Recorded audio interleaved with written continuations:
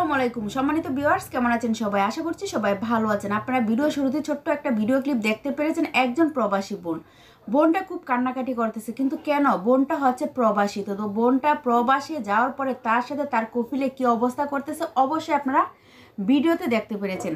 তো আমি একটা কথাই বলবো, এই বোনটাকে সবাই একটু সাহায্য করার চেষ্টা করবেন, ঠিক যেভাবে পারেন তাকে একটু সাহায্য করুন। দর্শক শ্রোতা, একটা বোন মানে প্রবাসে যাওয়ার পরে সে কতটা নির্যাতনের শিকার হতে পারে, যদি আজকের ভিডিওটা না দেখেন তাহলে বুঝতে পারবেন না। এখানে আমি জানিও দুইটা পার্টি আছে।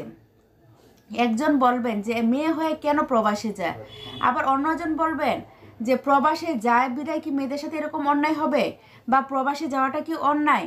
আসলে আমি একটা কথাই বলবো যে একটা মানুষ কখনো ইচ্ছে করে সে প্রবাসে যায় না। সে নিজের দেশ ছেড়ে, নিজের আত্মীয় স্বজন ছেড়ে, তারপর স্বামী সন্তান ছেড়ে একটা মেয়ে মানুষ কখনো সে প্রবাসে যায় না। সে কিসের জন্য যায়?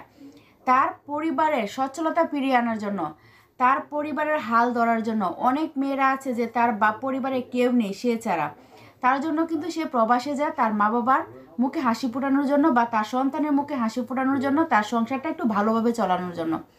যাই হোক দর্শক শ্রোতা, ওদিকে যাবো না। তো দর্শক শ্রোতা, আপনারা ভিডিওটা দেখতে পেরেছেন, তো চলুন আমরা ভিডিওটা দেখে আসি। হ্যাঁ, আর আমি প্রত্যেকটা মানুষের কাছে হাত জোর করে অনুরোধ করবো ভিডিওটা একটু শেয়ার করবেন, যাতে করে আপনাদের একটা শেয়ারের কারণে এই বোনটা একটু উপকৃত হতে পারে। তো চলুন আমরা ভিডিওতে যাবো।